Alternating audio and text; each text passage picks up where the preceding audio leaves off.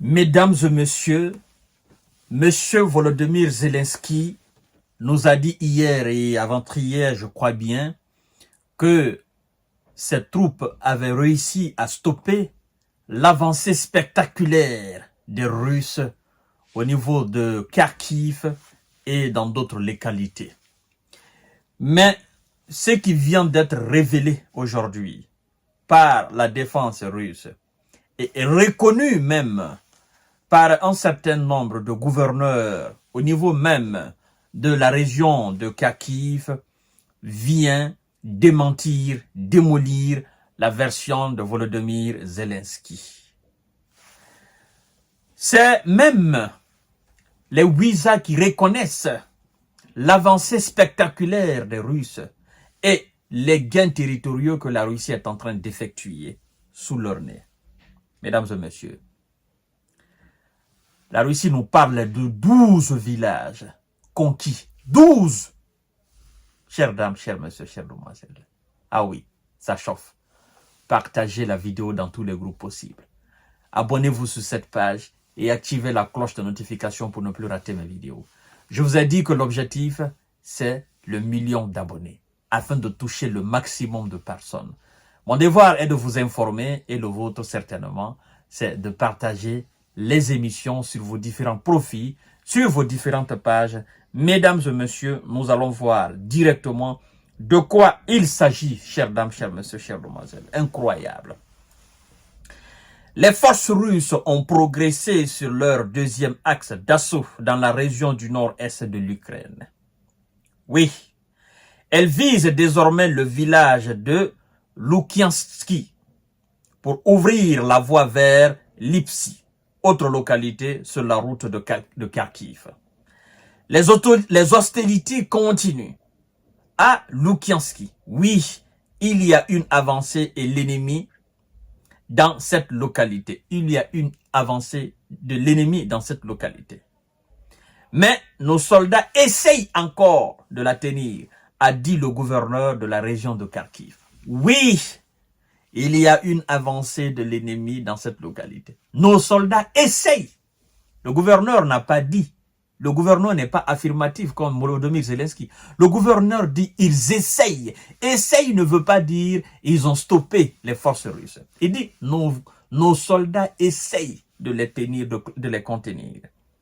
Par ailleurs, l'armée russe a revendiqué ce vendredi, aujourd'hui 17 mai 2024, la capture en une semaine de 12 localités dans la région et affirme que ses forces continuent à progresser. 12 localités. Mesdames et messieurs, chères dames, chers messieurs, chères demoiselles. Ah oui, Moscou continue d'avancer dans la région de Kharkiv. La Russie a affirmé vendredi progresser dans la région ukrainienne de Kharkiv nord-est où elle mène depuis une semaine une offensive dont l'objectif, selon Vladimir Poutine, est de créer une zone tampon pour empêcher les frappes de Kiev, n'est-ce pas, en territoire russe.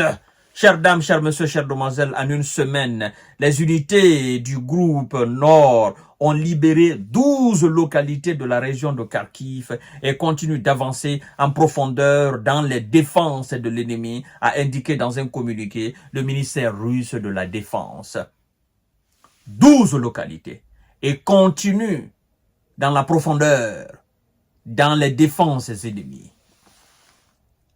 Alors, Monsieur Volodymyr Zelensky, Monsieur le haut commandant, le patron même des forces otaniennes, le chef suprême, le commandant suprême des forces otaniennes, Monsieur Christopher, je crois bien, Cavalli, vous qui avez dit à Bruxelles que la Russie n'a pas les compétences de faire une percée majeure, la Russie vient de vous démentir.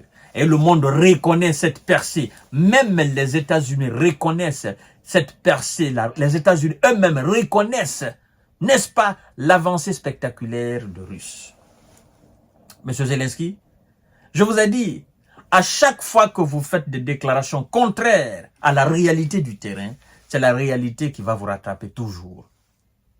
Ils ont voulu faire croire au monde que non, l'avancée des Russes, on l'a stoppée. Vous pouvez stopper l'avancée des Russes? Est-ce que vous avez la capacité de les arrêter? Mais non, vous n'avez pas la capacité de les arrêter. Parce que vous n'avez pas les hommes, vous n'avez pas le matériel, vous n'avez pas la stratégie militaire pour arrêter les forces russes. En une semaine, 12 localités. Le gouverneur de Kharkiv est désespéré. Il est obligé de dire la vérité. Il est obligé de contredire son président, M. Volodymyr Zelensky, en disant ils essayent, mais ils n'arrivent pas encore de les arrêter. Mais comment pouvez-vous imaginer que l'effectif ukrainien puisse arrêter cette offensive qui a été lancée par plus de 30 000, 40 000 hommes? Je ne parle même pas encore du matériel militaire russe. C'est inimaginable. Avec ça, les médias propagandistes sont en train de, en quelque sorte, de faire croire à la communauté internationale que l'aide américaine pourra changer quelque chose dans la donne. Mais l'aide américaine, elle est trop tard. Trop tard. Parce que les positions qui sont en train de tomber aujourd'hui, l'aide américaine, au lieu de dérussifier l'Ukraine, l'aide américaine viendra pour construire des défenses et non pour mener des actions offensives. Il y a une différence. Les 61 milliards de dollars qui, n'est-ce pas, va servir aux Américains d'acheter leurs propres armes et les envoyer en Ukraine, une fois en Ukraine, ça ne sera pas une offensive ukrainienne contre les Russes. Oui, parce que ce qui est nécessaire aujourd'hui, c'est de construire une défense solide ukrainienne, permettant aux Ukrainiens de ne plus battre en retraite et de faire face à l'avancée spectaculaire de Russes, de stopper alors l'hémorragie. Vous qui n'avez pas assez pour défendre, est-ce que vous pouvez attaquer? Mais non. Parce que vouloir attaquer, vous savez, aujourd'hui, il y a deux choses qui manquent à l'Ukraine. Il n'y a pas d'hommes, il n'y a pas de munitions. Et une armée qui doit attaquer doit se préparer à deux choses. Pour attaquer, il faut avoir les moyens de défendre. Parce que lorsque vous attaquez et que vous fassiez des gains, il faut avoir la capacité de conserver, de consolider, n'est-ce pas, de protéger ce gain. Il ne s'agit pas seulement d'aller attaquer, de faire des gains et puis de retourner. Non. Alors, aujourd'hui, la Russie démontre qu'elle a non seulement la capacité d'attaquer, d'avancer, mais aussi de conserver ce qu'elle gagne chaque jour. Elle a les moyens. Parce que pour gagner, c'est-à-dire pour sécuriser ce que vous avez gagné, ça c'est une autre stratégie. Il faut du moyen. Il y a des moyens pour attaquer, il y a des moyens pour défendre ce que nous avons déjà gagné. Donc, ça fait déjà deux choses principales qui manquent à l'Ukraine. Donc, l'Ukraine va se contenter de défendre et non d'attaquer. Certainement, si elle doit attaquer, ça sera avec des opérations isolées ou parfois lancer des missiles américains. Mais sinon, une offensive d'envergure, ça sera impossible. L'Ukraine n'attend même pas les aides américaines pour lancer une offensive. Par contre, la Russie va continuer toujours son offensive. Vous voyez, mesdames et messieurs. Et la question d'ailleurs est à quand? À quand cette aide américaine? À quand? Lorsque Kharkiv va tomber? Ou bien lorsque Kharkiv sera encerclé complètement par l'armée russe? Lorsque tous les villages autour de Kharkiv, bon, une ville de la dimension à peu près de la ville de Paris, parce que selon les experts c'est comme ça, d'accord? Lorsque cette ville, n'est-ce pas, d'1,3 million ou d'1,4 million habitants sera encerclée par l'armée russe, c'est là vous allez envoyer l'aide américaine.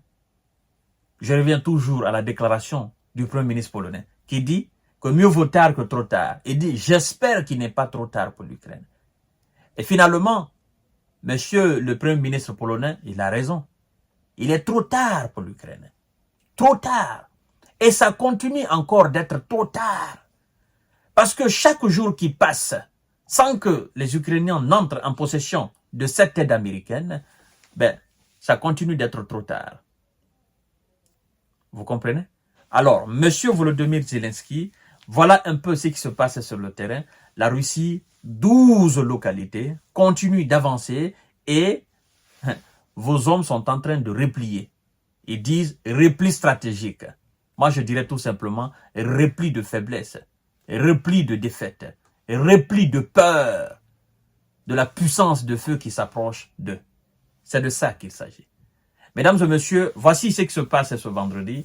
À tout à l'heure pour une autre information très importante, parce que vous savez, tout ce qui vient du terrain en Ukraine, hein, très très important au fait.